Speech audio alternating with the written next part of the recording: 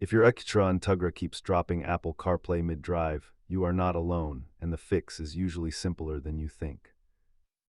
Data shows that 85% of CarPlay connection issues are caused by worn-out cables or debris in the charging port.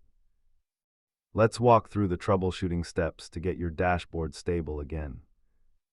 Start by swapping to a certified Apple cable and cleaning your phone's charging port to ensure a solid physical link. Check your phone for active VPNs or screen time restrictions that might be blocking the handshake with your Acura's head unit. Sometimes the handshake gets corrupted, so try deleting the pairing on both the car and the phone before reconnecting. While wired connections suffer from physical wear, wireless models often fail due to signal interference or phone overheating.